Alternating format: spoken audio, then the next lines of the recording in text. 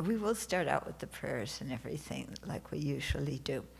But I just wanted to begin by saying the topic was Taming the Monkey Mind. And so that was one of my books that was published early on, and it was published in Singapore, okay? And then I revised it and added some things, and it got published in the US as Taming the Mind, okay? And I was looking, because I don't think about, the books very much, and I noticed that it was published in 2004. So it's old. But in Dharma, whatever you write about is never old. It's always relevant. Yeah. So I thought I would talk a little bit about, from the book, about how our mind influences our experience, and then go into a few of the chapters about, our monkey mind and taming it. So there were some of the chapters that I added for this version that aren't in this one. Okay. It's under a section called Taming Bad Habits and Cultivating Good Ones. So I know none of you have bad habits, so I'm just talking about myself, okay? So the first one is my very favorite thing, complaining. Yeah, a favorite pastime. And then depending on how much time we have, the second one is speaking of the faults of others, or how to make ourselves and others miserable. The third one is ruminating, or living in the past and the future. We're very good at that one. The fourth is being responsible for our lives. And here I quoted one of the inmates that I was writing to at that time. And then fifth is cultivating beneficial habits and practicing Dharma in daily life. Okay, so that's just the topics in one of the sections. So we'll hit on some of those today. Okay, let's begin with the visualizing the merit field, and then we'll take refuge, generate bodhicitta, have a few minutes of silent meditation, and generate our motivation, and then have the talk. So do the visualization, the merit field in front, yourself surrounded by all the living beings.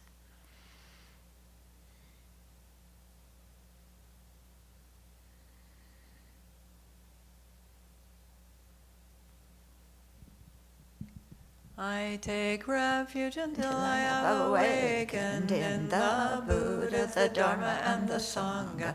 By the merit I create by listening to the Dharma, I will attain Buddhahood in order to benefit all sentient beings. I take refuge until I have awakened in the Buddha, the Dharma, and the Sangha. By the merit I create by listening to the Dharma, I will attain Buddhahood in order to benefit all sentient beings. I take refuge until I have awakened in the Buddha, the Dharma, and the Sangha. By the merit I create by listening to the Dharma, I will attain Buddhahood in order to benefit all sentient beings. May all sentient beings have happiness and its causes. May all sentient beings be free of suffering and its causes. May all sentient beings not be separated from sorrowless bliss. May all sentient beings abide in equanimity, free of bias, attachment, and anger.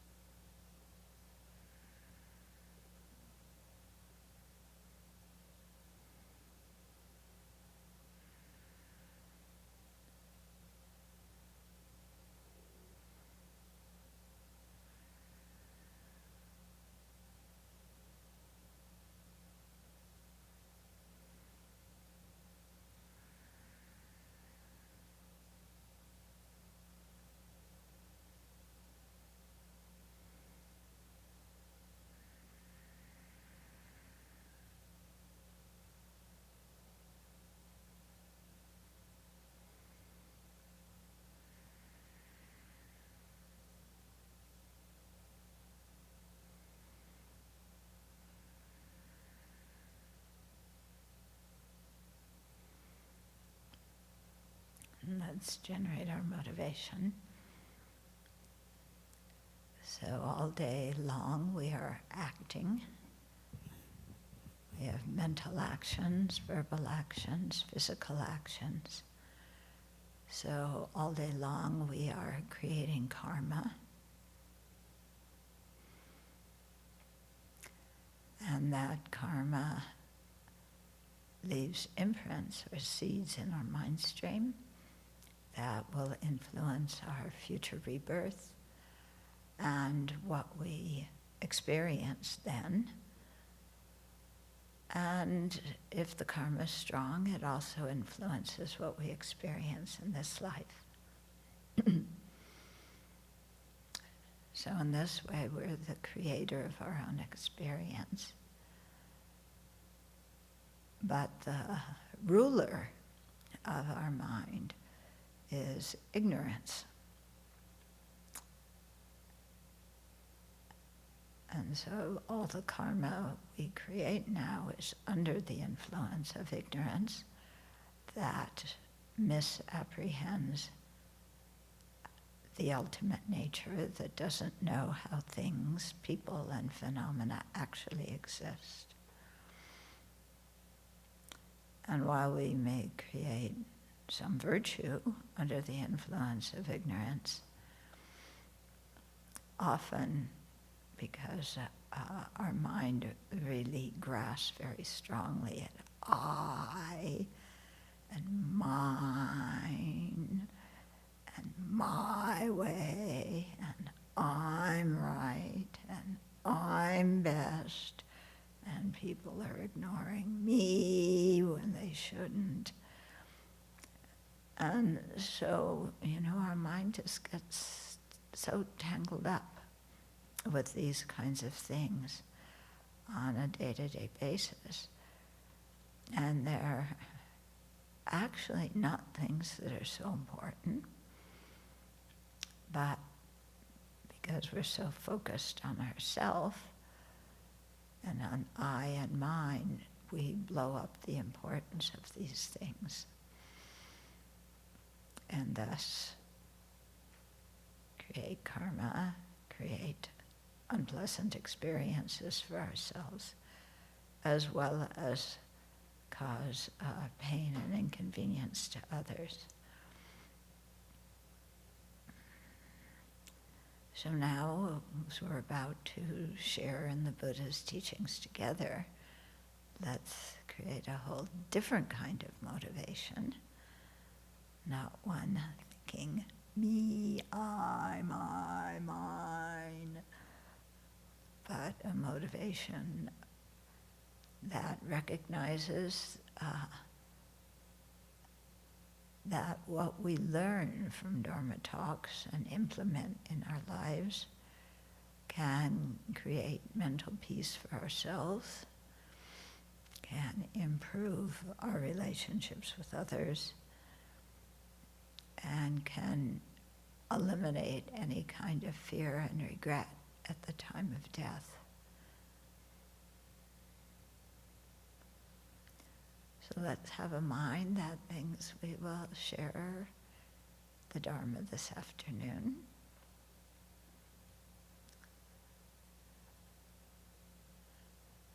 With a compassionate mind, so that we can improve our actions of body, speech, and mind, and experience the good results now and in the future of doing that, and in that way progress on the path towards full awakening. So take a moment, make that your attention.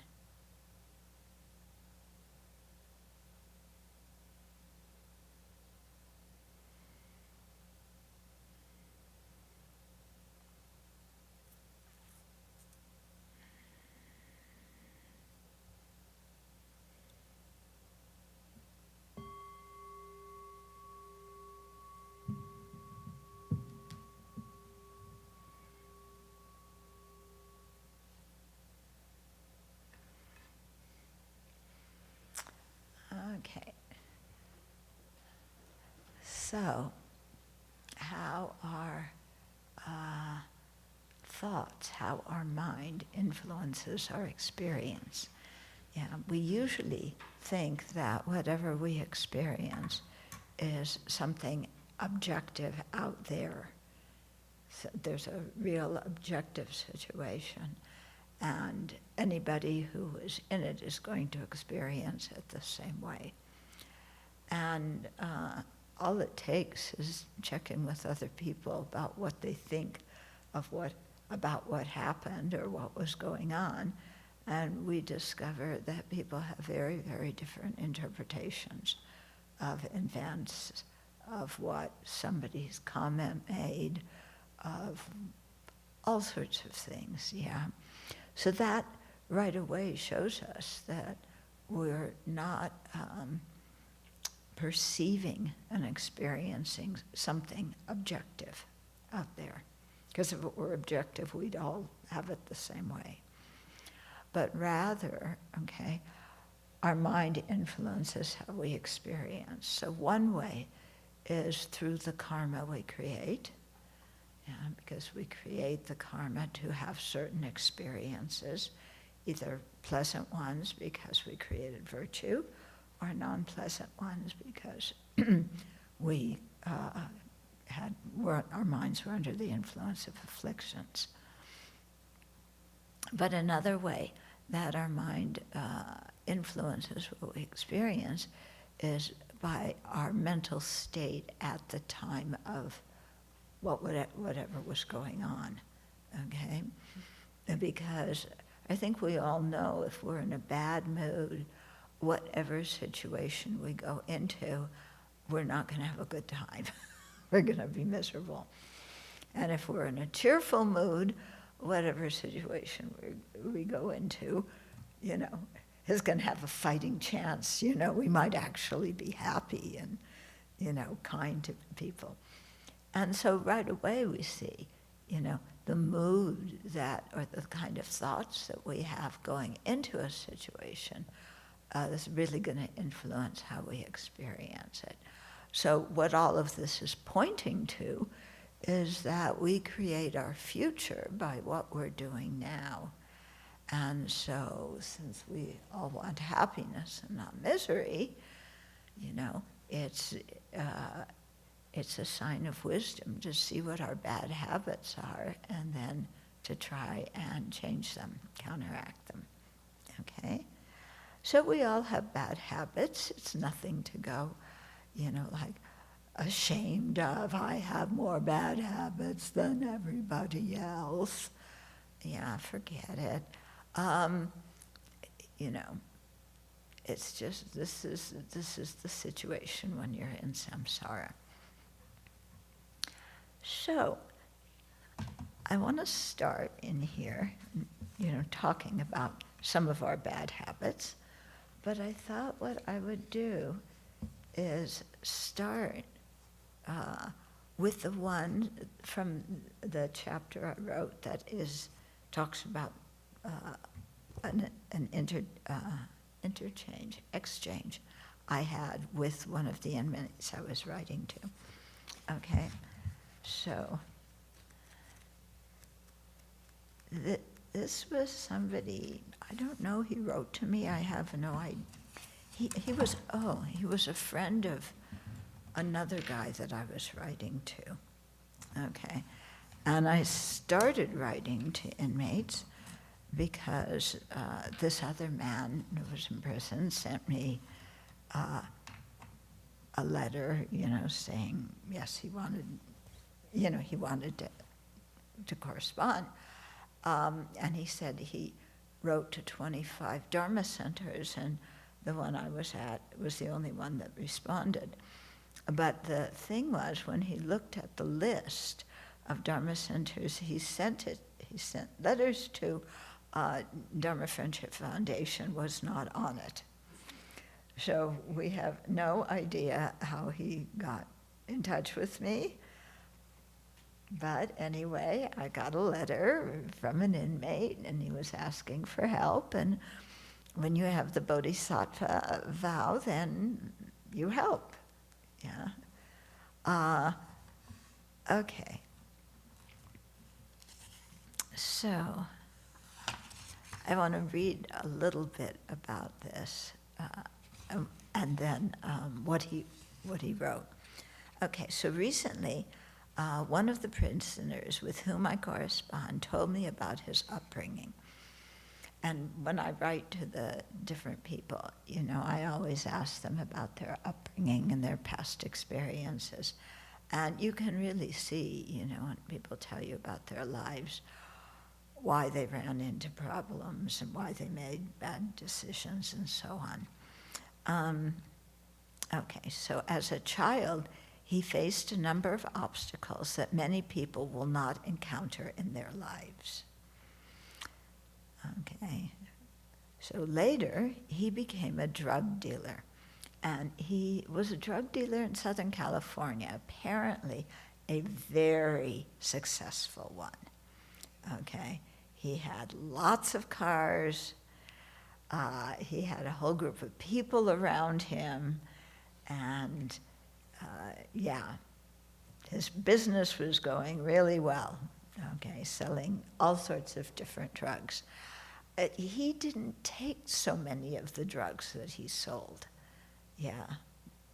because, if he did, he wouldn't be so coherent and do good business, so but he did take some of them, but he was really quite apparently wealthy from this.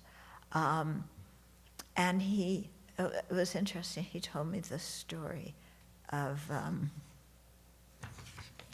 how he got caught, So he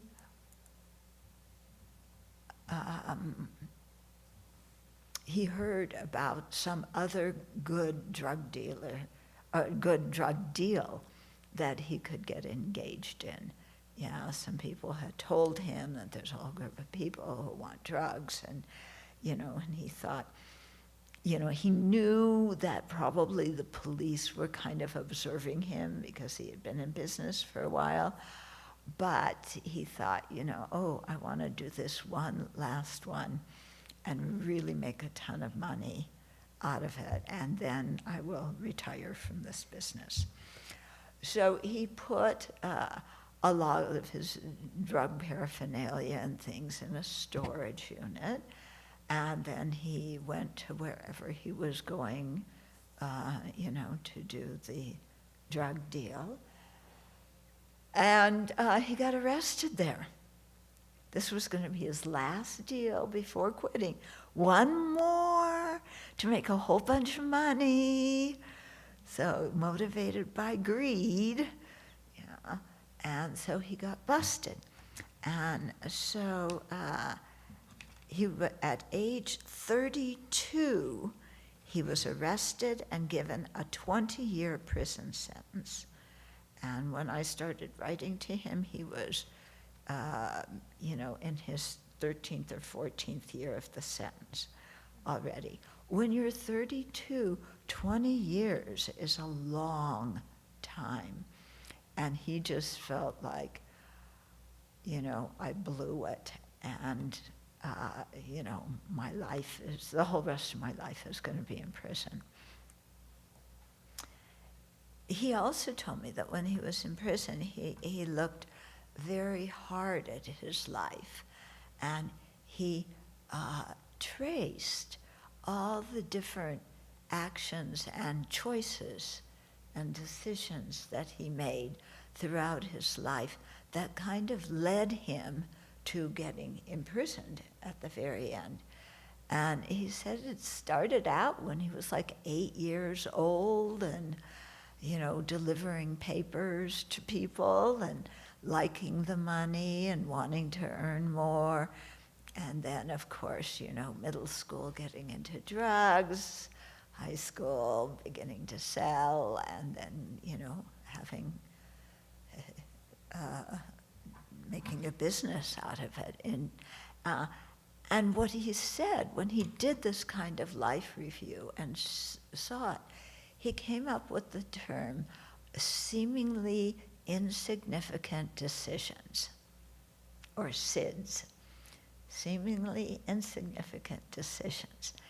And so, he was thinking, oh, when I was 8 years old and I was delivering papers, the decision to do X, Y, I, X, Y, Z, and how that influenced me and I liked having more money. I began to crave money.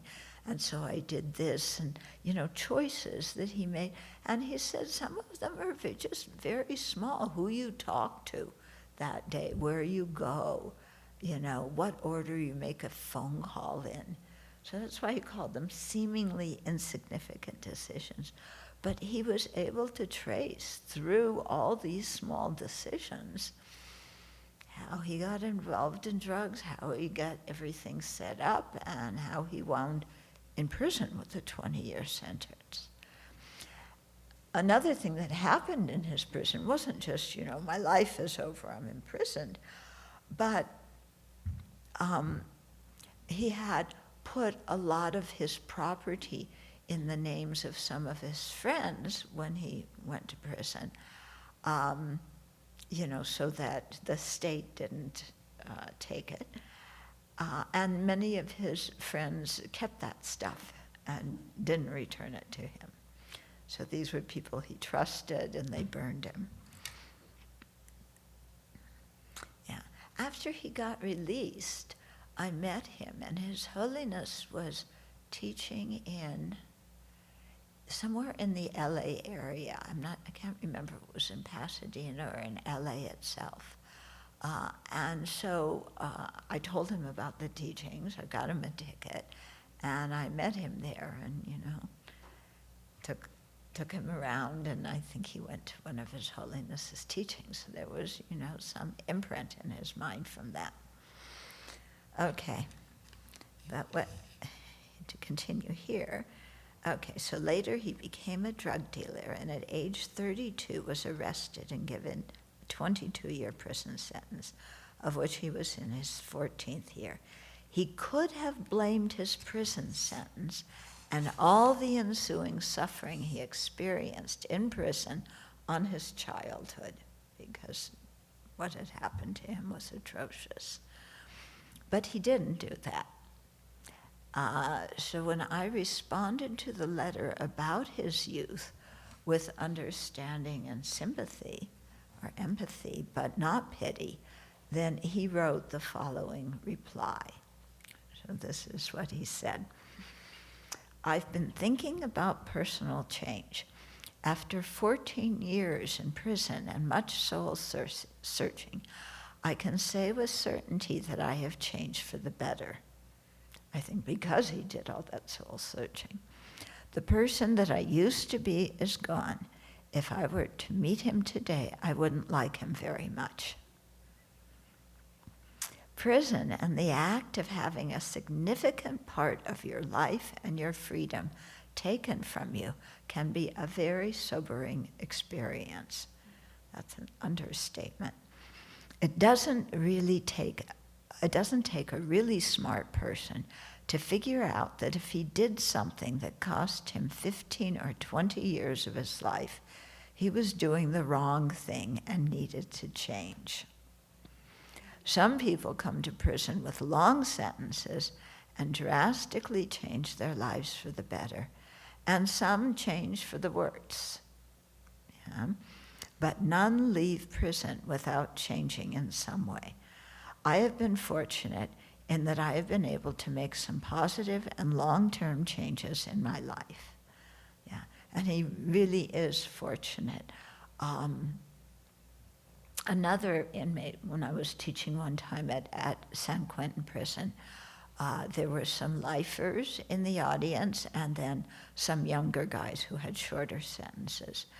And the lifers told me that, if you get a life sentence, then the only way you're going to leave that prison is in a box, a coffin. And so he said, you have to make a good life for yourself here in prison. You can't wait for leaving or something else to happen. You're going to be there until you die. And he said, but the younger guys who get shorter sentences, he said, they don't think like that. They don't try and make a life for themselves and change themselves in prison. They just talk about all the messing around they're going to do once they get released, and they start planning the parties and the alcohol and the drugs and all that, stuff that they're going to have. So he said there's a big difference between people, lifers who have to make a life there, and temporarily incarcerated people. Okay. Although I grew up in less than ideal conditions, this is his letter to me, I don't hold my parents responsible for the way my life turned out. They did what they did, and right or wrong doesn't matter now. I'm the one who's responsible for me. Maybe if I had grown up in a different environment, I would have been a different person. But all that doesn't matter. It's all conjecture. It's a waste of time and energy to ponder what if.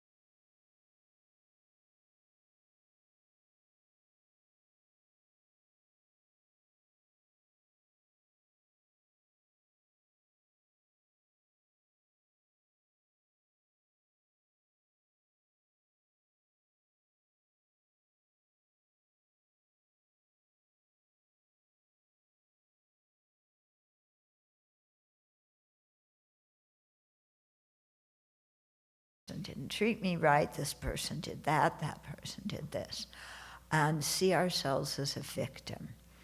And now, especially in this country, it's very fashionable to be a victim, yeah? And some of the important people in society model this, blaming everybody else for their problems. And then you have other people who you can see are taking responsibility for their lives and contributing to the benefit of the world. Okay, so when we take, this is me now, when we take responsibility for our decisions, even the ones we made when we were young and ignorant, even if those decisions were made in less than optimal circumstances or due to coercion or manipulation by others, when we still take responsibility for our decisions, then we give ourselves the power to change. We cease getting stuck in the past and instead forgive ourselves and forgive others. We learn from our mistakes and begin to contemplate other alternatives to our present emotional habits or behavioral patterns. We start working on our own mind, bringing forth its wonderful qualities such as love, compassion, and wisdom. Okay? So there's a big difference between a mind that says, oh, my life is a mess and it's all other people's fault and I'm a victim and I've never had a chance to really use my full potential because everything and everyone has been against me. There's people who live their life and that's kind of what they have to show for it. And then there's other people who say, yeah, I had a lot of influences in my life. Some of them were good, some of them were not. But I have to be responsible for the decisions I made. And if things didn't turn out well, then I have to learn, and not just blame other people and complain. Okay, so with that as kind of something hopefully to set our attitude, we can go back to our favorite pastime, which is complaining. You guessed right. Complaining. Does everybody enjoy complaining? Yeah. When you complain, it gives you such a feeling of power because everything is other people's fault.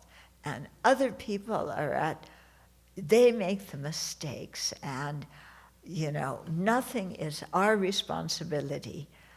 None of the messes anyway are our responsibility. None of my bad actions are my responsibility.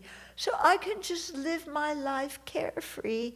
And when anything happens that I don't like, I just attribute it to all the other people who were bad influences and didn't treat me right and didn't love me appropriately and lied to me and deceived me and et cetera, et cetera. You know the plot.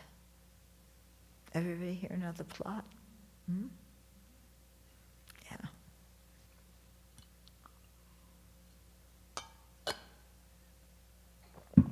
Yeah. Okay. So, and what's interesting is sometimes when we complain, we don't realize we're complaining.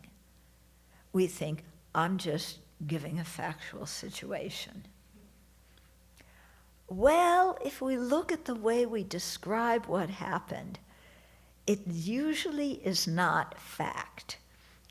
There's usually a lot of emotional words in it, or descriptive words.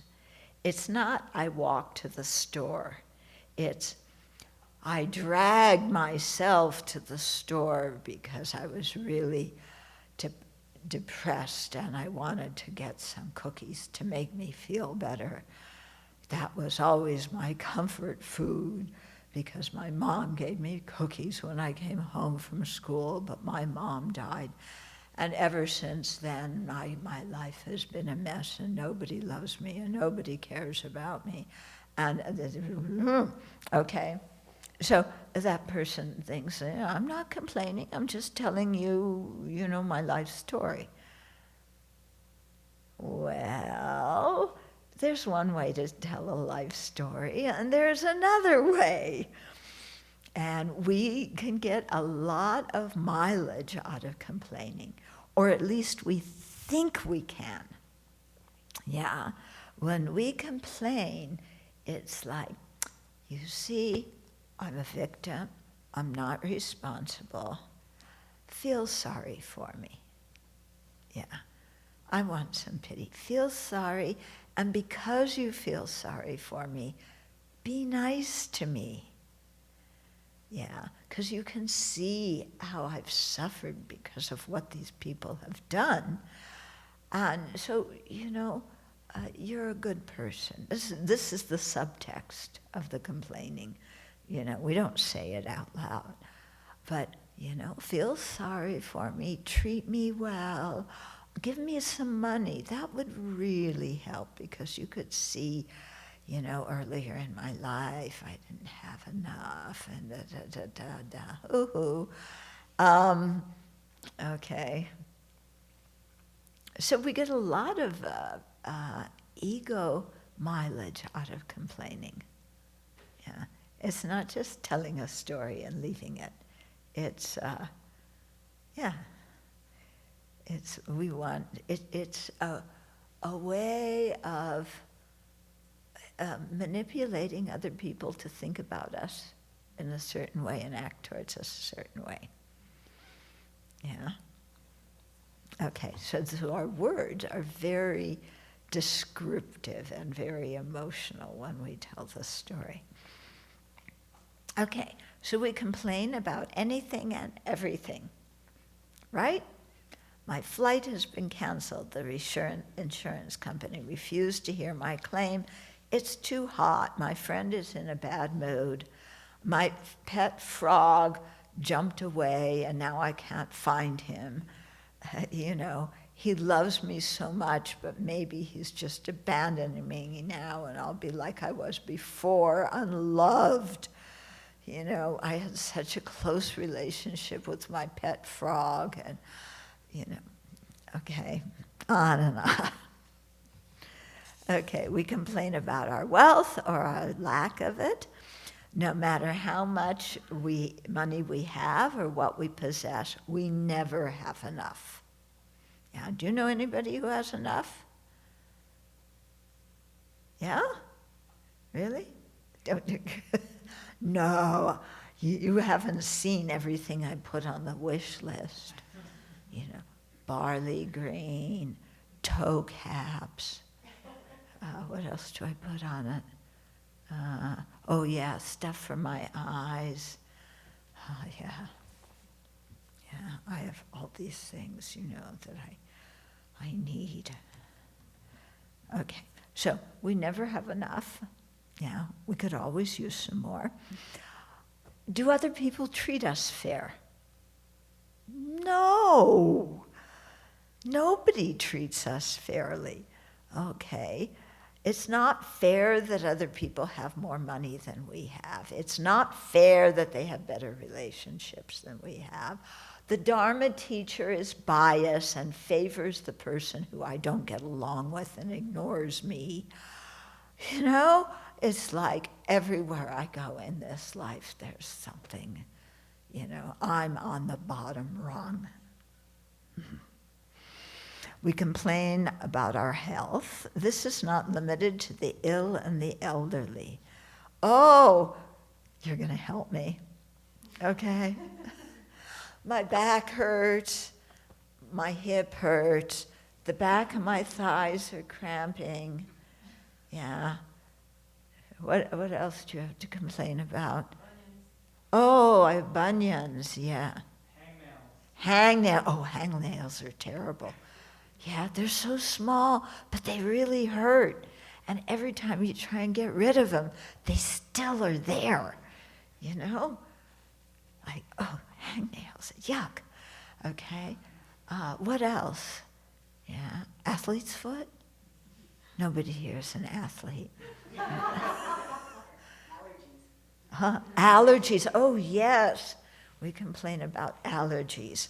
Yeah, we complain about the cat throwing up on the carpet. Yeah? Yeah, at least she could do is throw up outside. I mean, she ate the grass outside. She should throw up outside. Why does she come in and throw up on the carpet upstairs where I have to clean it? If she threw up downstairs, somebody else would have to clean it. Even my cat doesn't treat me properly. Yeah, she likes the people downstairs. She always sleeps on Venerable Ho-Ho's bed and Venerable Semke's bed. She comes up to see me just when it's breakfast time, and then she disappears. Then she comes up at 10:30 and circumambulates the computer while I'm working on it. And that means feed me, it's lunchtime. At 10:30 in the morning, where does she get that idea? And she will not stop walking across the keyboard until I give her something. What did I do to deserve this? Those are famous words for my mother. Yeah, I do want to write that book about, words of my perfect mother. Yeah. Yeah, did your mom or dad ever say that? What did I do to deserve this? No? Oh, you should be Jewish. Then that's, what did I do to deserve this? This is the book of Job. You chose us as the chosen people. And now, look what's happened. Okay, my heart, I'm exhausted. Oh, that one I hear all the time from people. I'm exhausted. My heart beats irregularly. My kidneys don't work right. My little toe is infected. We can talk about our own aches and pains without tiring of the topic. Although when we have to listen to others do the same, boring. Yeah. Have you ever been at a Dharma activity and you're having lunch with somebody and they start complaining about their health? Yeah. And they keep complaining, and they keep complaining. And the next time they come, you make sure you're at another table.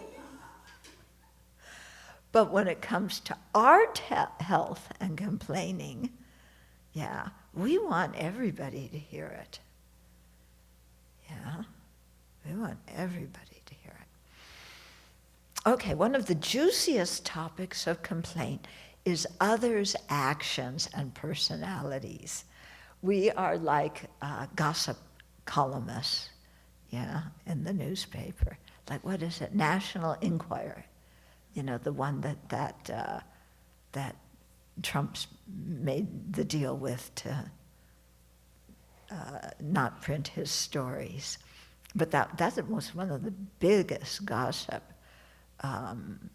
newspapers at when you check out at the grocery store, with these flashy titles that exaggerate, and then, oh, what's happening to this person? I want to find out. Yeah. So it's not just the famous people. Yeah. Why is what famous people do so interesting? They make a lot of money, they fall in love, they get divorced, they get too old to do what they're doing. Why do we like reading about all of this? Yeah? Did you know Taylor Swift she's on some kind of tour? Yeah? Do you know anybody read where she was? Yeah? She's wearing boots and very little else. Yeah. But that's how you're supposed to look, yeah? When you're famous, for the women, wear as little as possible. For the men, they come to these gala events in suits and ties and 3 layers of shirts and long sleeves, and they're strangled by their tie, So the men are all saying, we're hot, and the women are saying, we're freezing. Okay, so nobody's happy. Okay, my colleague at work doesn't turn in his work on time. My boss is too bossy. My employees are ungrateful. After everything I did for my kids, they moved to another town and they don't come home for the holidays. I'm 50 and my parents are still trying to run my life. This person talks too loud. On and on and on. Yeah, isn't it? I'm really good with the Buddha Hall. Yeah. I found another thing. Yeah? Why? We found that they put a lamp in a place where they were supposed to, the first design had a table underneath it, but we changed the design. Yeah. Well, we have to because the bed has to go in that area because they put the heater in the center of the long wall. Yeah, and I hear that they can't move the heater cooler, so then the bed has to go here, but the lamp is hanging over the bed. But where are we going to put the desk? And that's why I don't have any hair, you know. And then there's a moat around it, you know. When are they going to do the paint, those borders, so they can put on the gutters so that we don't have a moat after it rains? You know, I could go on and on and on, and these two have heard it all. I don't hold back. Yeah. Yeah, 1 minute to 10 at night. I always make sure I'm not on the internet after 10. That would be breaking a rule. So, 1 minute to 10, it's like, Venerable Ho-Ho, the lights are on here, the lights are on there.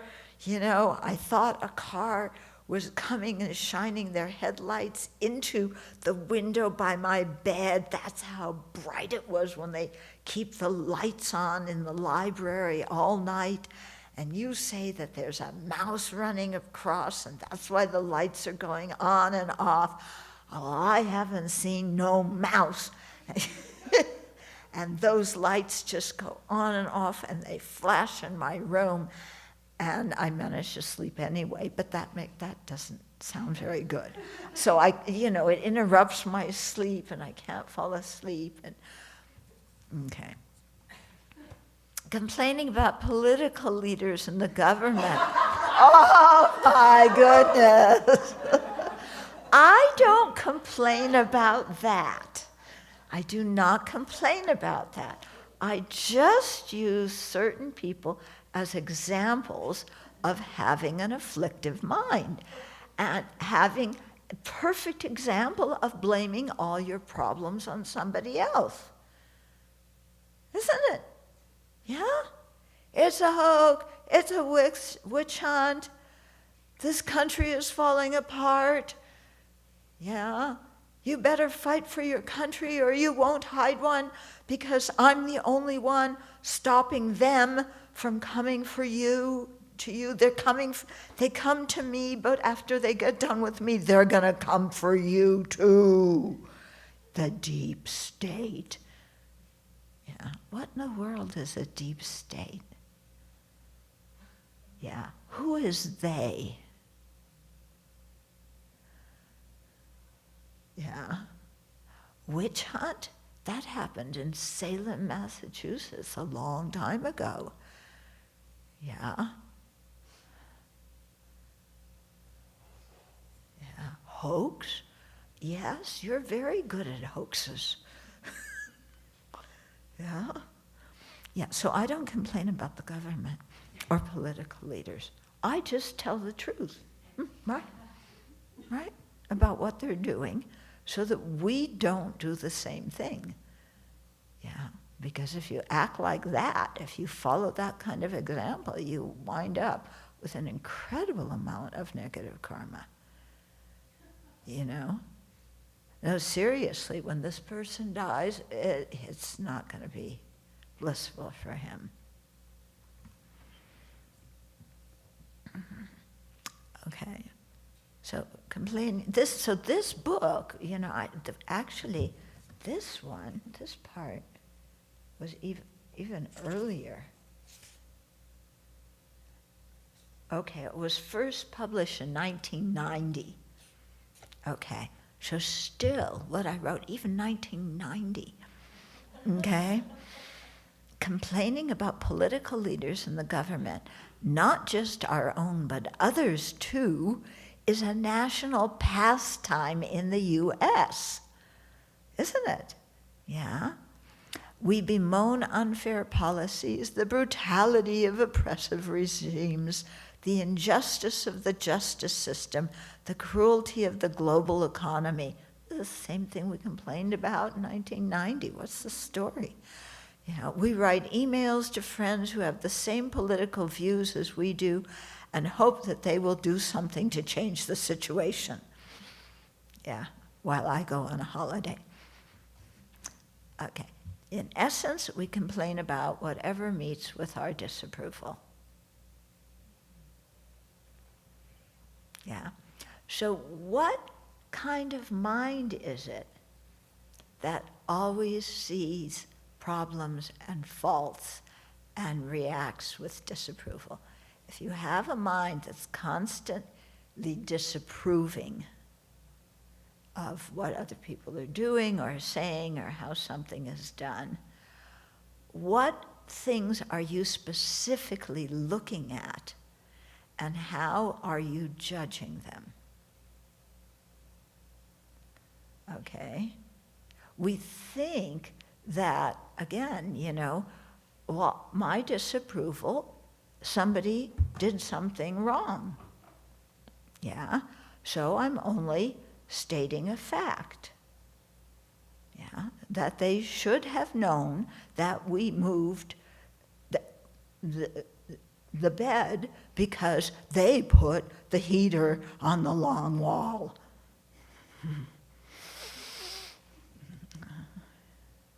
Yeah. So what's wrong with them that they put the heater on the wrong wall? Yeah. And who invented a heater that you have to align directly with the pipes for your geothermal system? Who invented it like that? Oh my goodness. Yeah. So look, you know, why are we always full of disapproval? Yeah. Because we always look at everything, and is this the way it's supposed to be? Supposed to be. Okay, we forget supposed to be according to what I want it to be. We just think supposed to be like it's an objective standard. Yeah, this isn't the way it's supposed to be. I know how things are supposed to be. Yeah, actually, how things are supposed to be are according to my standard and what I want, and when I want it and how I want it done, etc., etc. So with a mind that is always looking and evaluating everything in that way, then the natural thing is to disapprove of a lot of things. And when we have disapproval, what do? We complain. Yeah, we complain, or we boss everybody else around and try and get them to do what we want them to do, or we manipulate them to get them to do what we want them to do. It's difficult being in samsara, isn't it, with a mind like this? You know, we're constantly, you know, bumping up against our own afflictions and suffering. So why do we complain? We complain for a variety of reasons, okay? Sometimes we complain because we simply want someone to recognize our suffering. Yeah, how much I suffer. They gave me they indicted me on 34 counts, and it's all a hoax, and I didn't do anything wrong to start with. Okay, so you see how I suffer. Okay, so that's one reason we complain. Another is we continue to lament despite others' understanding. So, we complain about something. Somebody's so understanding. They really want to help us. We've told our story. And what do we say? Yes, but you don't really understand. Let me tell you again what happened and how mean these people were. Okay? So we keep lamenting. We keep, poor me. Okay? We may complain in the hopes that someone will fix our problems. Yeah. Yeah, so I complain about my own inability to do anything mechanical, okay? And when I complain about that, I'm really hoping that the person I'm talking to, will realize that they have the skill to fix this and they volunteer to do it without me having to ask. But sometimes I'll break down and ask after I've lamented and told them how I'm so incapable. Yeah, so I had a perfect example today, resetting the clock. I can't tell you, this is how I suffer with mechanical things. I tried to reset the time on the clock. I pushed this, I pushed that, I moved this and slided that, and did all these things. It did not do anything. Okay, and I kept pushing and kept sliding, and then the whole screen became number 8. Everything was triggered, and the whole thing just was 8. Yeah, and then it started squealing. This itty-bitty clock. So I finally was so desperate, I couldn't turn it off. I finally took the battery out. That's the only way I could get the sound to stop. Okay, so you see how much I suffer, and how much of my precious human life I wasted trying to set this clock at the right time because somebody else moved it an hour ahead of what it was. Not me, somebody else. I think my tree did it. That's the cat. Yeah. You didn't feed her on time. Huh? You didn't feed her on time. Yeah, I didn't feed her. So that's why she moved the clock 1 hour later. See? Okay. We also complain to vent our emotions and our feelings of powerlessness. I just need to get this off my chest. I don't really care whether you want to hear it or not, but I need to get it off my chest. And you're standing here, so I'm going to tell you, and you can't leave. Okay? Because I just have to vent. Yeah. And, and often our vent is, how powerless we are. Or how we try so hard to help somebody and they don't listen. I better be quiet or else I'm going to complain some more right now.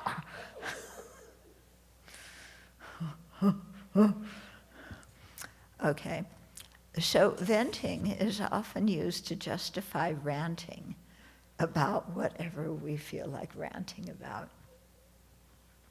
Yeah. So such people seem to feel that they will explode if they don't let off some steam. However, shouldn't we take into account the consequences for ourselves and for others of our venting. Well, we should, but should doesn't matter. I don't feel like it. Okay. Then, we can't see the difference between discussing something and complaining. Yeah? To us, they seem the same. But there is a big difference. When we complain, the other person can't get a word in. Or if they do get a word in, yeah, it means they're not listening to us. Yeah, and so we complain some more. But discussing is, putting forth an idea. Somebody else, hears it and responds and maybe puts forth another idea, and you can go back and forth about it. Yeah. Going back and forth in a nice way, not in a way of you're bossing me around and you're, interfering or whatever it is.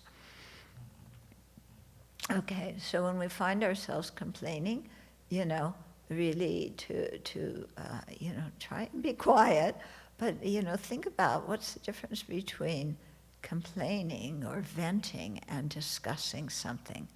And we're discussing this issue and really hearing what the other person has to say and helping them or hoping that they will listen to me, that might have a much better effect. Antidotes to complaining. We'll skip that because complaining is our favorite pastime.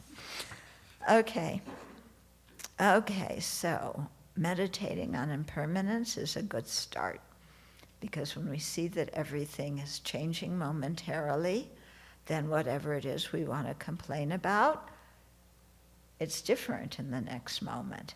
Even if it looks the same as the previous moment, it's still a different moment of the situation, And whatever it is we're complaining about, it's not going to last forever. And another thing that I think helps complaining is to ask myself, in 1 year, how important will what I'm complaining about now be? Yeah. And the answer is, usually it will not be important. Whatever the thing was I didn't like, either I would have gotten used to it, or it would have changed, or, we're not in contact anymore. It's not going to be exactly the same in a year. And then I ask myself, okay, well, since, I complain every day about something, it's like taking vitamins, one a day, except complaining it's more than one a day. Then, what was I complaining about 1 year ago today? Okay, so June what? 19th? 20th. June 20th, 2023. Yeah. June 22nd. Okay.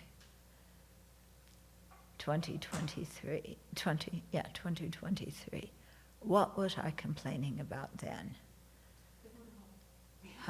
Yeah, probably the Buddha Hall. But a different part of the Buddha Hall. The trusses? Yeah, is that what was happening then? Yeah, always something, And so now, let's say it was the trusses. Yeah, is that a problem now? Do I complain about it now? No, I've forgotten about it. Actually, I don't think it was the trusses. Yeah. Septic field, that one, yes, I reliably complain about regularly. Okay. Oh yes, I was probably complaining about that too. Yeah, the size of the geothermal field. Yeah.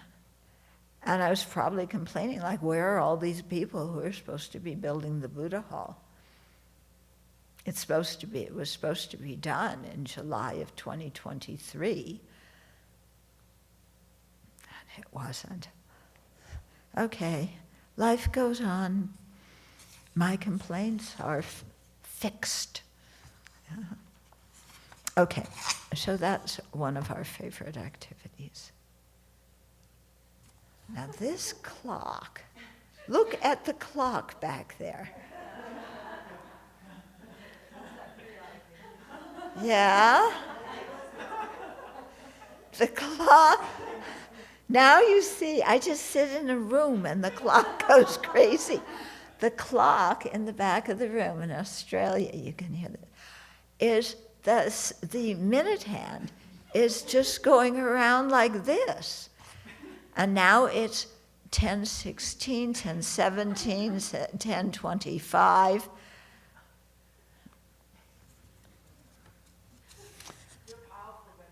Yeah, I must be. Stop! See, nobody listens to me, not even the clock. Okay, then, one of our other favorite things, speaking of the faults of others. Okay, yeah, anybody do this? How about anybody who doesn't do it? Yeah, no, we like to speak about others' faults, don't we? Yeah, one of my teachers, Geshe Andarge, said that we get together with, a friend or two friends, and we spend the time speaking about the faults of somebody else.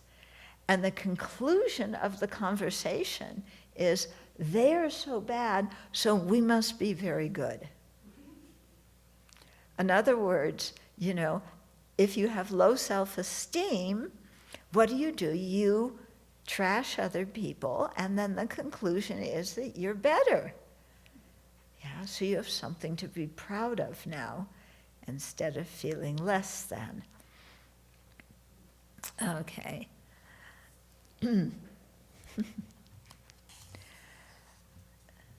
So I told that story right here in the book, and then the next paragraph says, if we look inside, we may have to acknowledge he's right.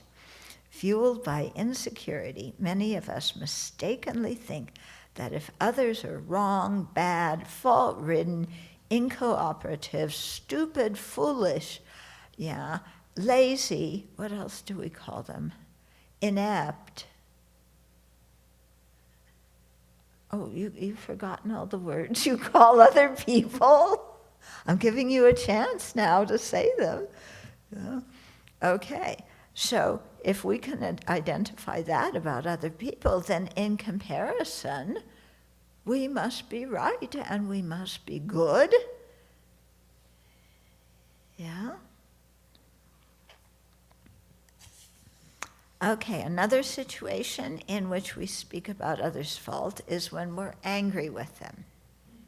Okay, so this, is related to complaining. Yeah, they did something we don't like, we're angry, we complain. Not just complain about the situation, but we criticize the people. Mm-hmm.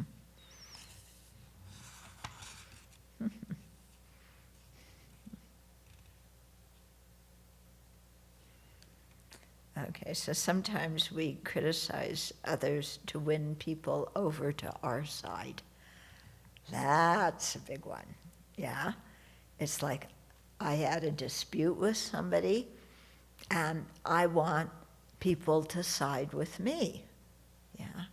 So I go and I tell them what so-and-so did, what so-and-so said, how stupid, inept, foolish, manipulative, psychotic, yeah, a psychotic, what's the other one? Oh, borderline, yeah, they're borderline, they're passive-aggressive, there are all these things were rolled into one, yeah.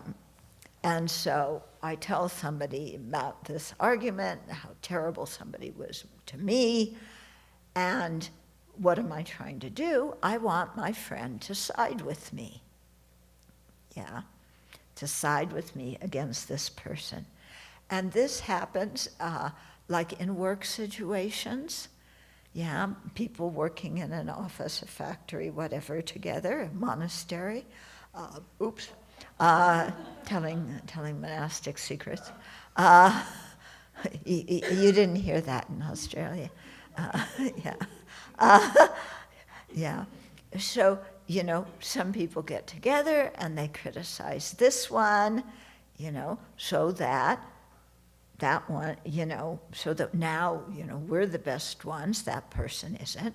Or that person, bossed me around, so I complained to somebody else about them, okay?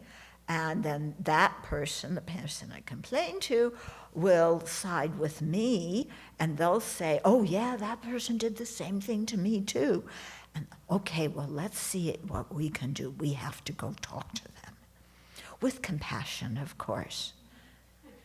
Yeah, because they're just creating such negative karma. We've got to go talk to them about this behavior. Okay. And so what it winds up, what is another subtext of this kind of behavior on our part, is it becomes divisive speech.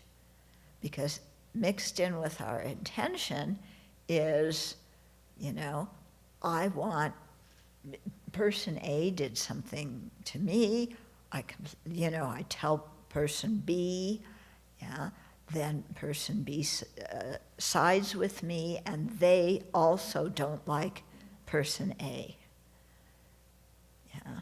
So what you have in a group of people is then you have factions, because everybody wants to make their own little clique with the people who think like them, and how do you establish your own clique? Because you all don't like that one. I mean, look at the political situation in the US right now. Anything the Republicans say they want, the Dems say no. Whatever the Dems want, the Repubs say no. It's just, whatever somebody else wants, they're our enemy. We do the opposite, okay? And then everybody's trying to get the rest of the citizens on their side. And like, where are we going with this? Huh?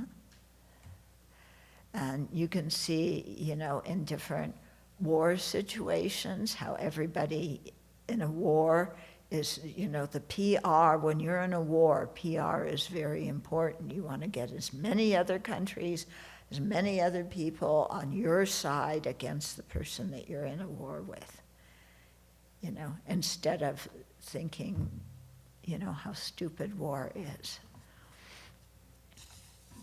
Okay. Other times we talk about other people's faults because we're jealous of them. That person's better than me. They're more attractive. They're more intelligent. They're taller. They're shorter. They're fatter. They're thinner. Whatever it is we want to be, somebody else is better. Yeah. And jealousy comes up. And how do we handle our jealousy? Again, we trash somebody else.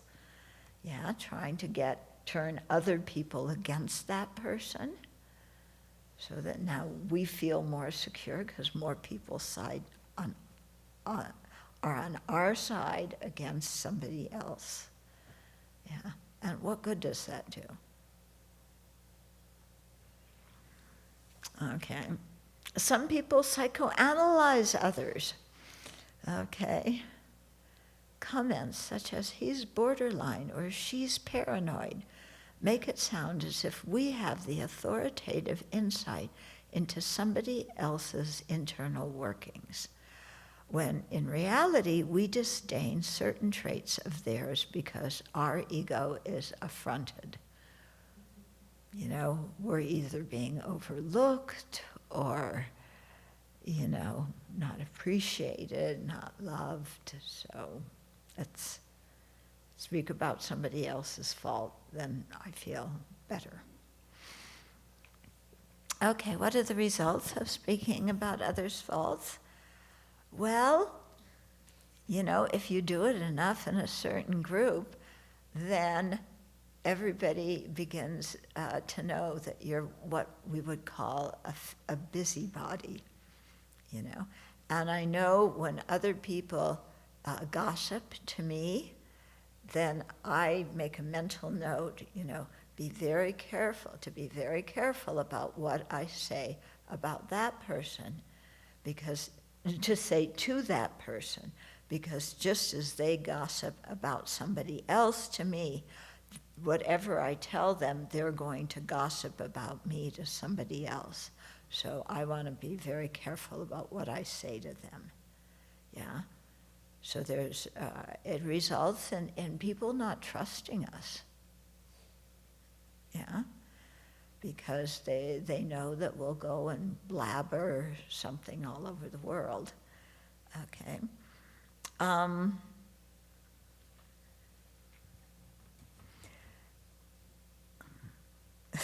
So another result of criticizing others, picking their faults, is that when that other person finds out that we were criticizing them, then we have to deal with them, and they're probably mad at us. We were mad because of something they did. Now we gossip about them and trash them behind their back, then they don't like us, and they're going to find reasons to trash us behind our back. And so the whole thing really gets a chain reaction of backbiting. Yeah. And then another thing to think about when we pick faults with others, are we happy doing that? Does picking at others' faults make us happy? Yeah. When you're talking about bad things other people do, bad things meaning anything that they did that I don't happen to like, doesn't mean that it's actually bad, it just means I don't like it. But, when I'm constantly complaining and criticizing and, trashing somebody else, is my own mind happy? No, it's not happy at all. Yeah. So to get around that, we have to also train the mind to look at other people's good qualities and rejoice in their good qualities, And if we do that, then when we see them, we will see goodness instead of seeing, what we're presently seeing in them. And then we stop complaining, then they don't have to. We'd stop the jealousy too. Then we don't have to deal with other people who are mad at us because we separated them from their other friends or relatives. Okay, and another effect of speaking badly about others is that we create the cause for others to speak badly about us. We think it's kind of scot-free. Well, I can speak badly of them because they really have those faults. Yeah, so I'm just being truthful, explaining them and warning other people to, be careful with that person because, they're like blah, blah. Okay.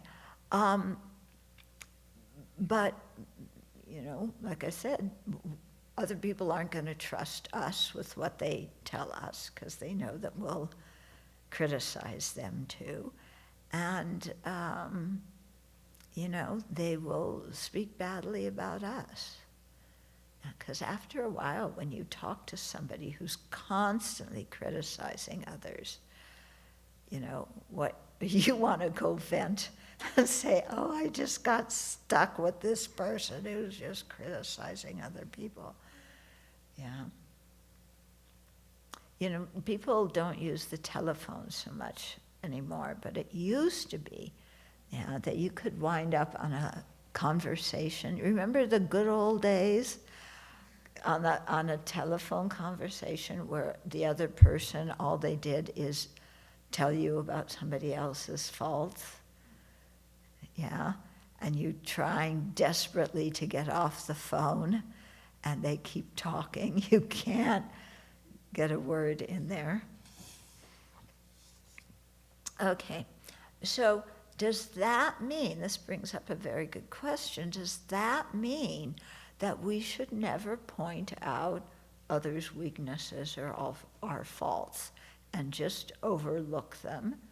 Or just as we, excuse me, justify or rationalize our own faults, to do that for them too? You know, I don't want to criticizing anybody behind their back anymore, so they have problems, they have faults, I can't just keep my mouth closed, okay? And we think that's the remedy. In some cases, when we are picking at faults, that is the remedy, just keep our mouth closed. But there are other situations where we need to talk about something, okay? So, for example, if somebody asks you to write a reference for them, yeah? Ever been asked to write a reference for somebody? Yeah? And you hear about them, you know them, and you know the thing they're applying to. And, you know, to be fair to both parties, we should speak truthfully. So if somebody is, you know, if they lie or if they make excuses or if they don't have that ability, you know, we should mention it in the reference, or at least not praise them for the opposite of that bad habit that they have. Okay, so that's a situation where it is important where we have to talk about somebody's faults. Yeah, because if we don't, you know, somebody could wind up, hiring somebody or admitting somebody into school or whatever, and it doesn't work out. Okay, I had a situation once where somebody was doing some things that were not very good, and Lama Yeshe came to the center where we were, and we were talking, and he asked me about how this person was. And I thought, you know, I don't want to criticize somebody to my teacher, you know. That's not a good thing to do for me, you know, to speak badly of somebody to my teacher. And it's not good for the other person, and, you know, I don't want to do it, but there was really something going on that shouldn't have been going on, so what do I do? So Lama saw my discomfort because I just was going, you know, he saw that, I was not comfortable. And he told me, you know, look, there are times when you have to reveal things like this, you know. And he said, he was saying, I want to help this person, but if I don't know what is going on, how can I help them? Yeah, and he was right. I mean, Lama's motivation for wanting to know was to be able to help that person. Yeah. So he said, yes, you need to tell me what's happening. And so then I did. Yeah. So there's times like that, you know, where we have to. But we do it with a different motivation. Usually when we speak about somebody's faults, you know, we want to cause them some kind of pain, you know. But in this kind of situation, you know, you have to tell people so that they can help that person, and your motivation is entirely different. Okay, so we are almost out of time. Are there questions? Yeah. People in Australia, you can either unmute and ask your question or put it in the chat box, and hopefully somebody will read the question to me, or people here. You know. Yeah. I have two questions. Ask them one at a time, okay?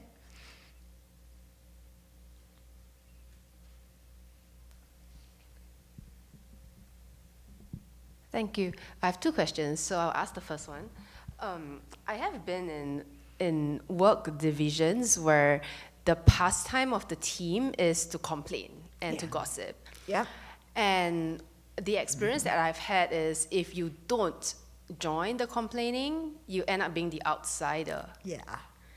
So what is the best, what would be your suggestion in situations like this? You know, many people ask that kind of question, and it's what my perspective on it is, in that kind of situation, if I'm an outsider, it's okay, because I don't really want to be an insider and sit in that kind of stew of trashing somebody. Yeah. So if I'm an outsider, so be it. Yeah. So I'll either do that, you know, and then just create some distance with those people, or sometimes, depending on the situation, I might say something like, you know, I don't feel comfortable about the way we're talking about so-and-so. Yeah, it makes me feel very uncomfortable, the way we're talking about that person. And then sometimes the group might, you know, people might go, oh, yeah, we got a little bit carried away, let's moderate our conversation now. Or sometimes if people look at me like, you know, what are you saying? Then I'll just say, yeah, I don't feel comfortable, you know, talking about somebody like this, so please excuse me. And then I leave. I guess what happened then was because I became the outsider and I became the target of gossips. Oh yeah, then they'll gossip about you. Yeah. But, you know, where are you going to go in this world where nobody's going to gossip about you? Yeah, or where nobody's going to find fault with you. Everywhere we go, yeah. I once was complaining to my teacher, and I even complained to him. I tried to do it nicely, that, you know, because I was in a position of authority in the place where we were, and I said, you know, people don't listen. I try and guide people, and they don't listen. And Lama said, you know, sentient beings criticize the Buddha too. And, you know, if you've read any of the sutras, yep, people trash the Buddha too. You know, so Rinpoche's message was, you know, if they trash the Buddha, it's like they're certainly going to criticize me. Yeah. So. Okay, my other question is more mundane. It's about the fact that we complain to vent. So I think logically, I know that I should logic my way out of things, or like be mindful my way out of things, you know, like meditate out of things and stuff. But sometimes you are just frustrated and you just want to vent, and after you vent, you feel kind of happy and you move on in life. That's kind of effective as well. So at what point does complaining become toxic? Complaining become what? Like toxic and unhealthy. Yeah. Complaining, when does it become unhealthy? Yeah, because I was just saying... When it starts. But I think the point I'm trying to make is that not everyone is very enlightened and can meditate out of things. Yeah. Yeah. And talking about it is one way to get the emotions out, and it helps me move on. Yeah. But what I find I do is I'm usually not content to just say it to somebody else and then get it off my chest, so to speak. But I ruminate, and I will go over it again and again and again. I think that's the next chapter that we don't have time for. But, you know, where your mind, you sit there, you know, you might even be in meditation position, oh, mani padme hum, mani padme hum. That idiot, oh, mani padme hum, what he said to me, I can't believe that jerk, oh, mani padme hum, mani padme. You know, you can do it when you're sitting in meditation. And your mind is off in la-la land trashing somebody, okay? So getting it off your chest doesn't always help. You know, if you say, I'm angry, I'm upset, can I talk to you and will you help me calm down? That's fine. Because there we're saying, I have a problem, I'm angry, I'm upset, I need some help, you know. And then you just give the amount of information that that person needs in order to respond. You don't tell the whole story 3 times, yeah? And your purpose in doing it is you're talking to a Dharma friend and you're asking them to help you process this. So, because you don't want to be angry. You don't want to be upset. Okay? Thank you. Yeah, so that's quite, you're still talking to a friend, but your motivation is different and what you say is different.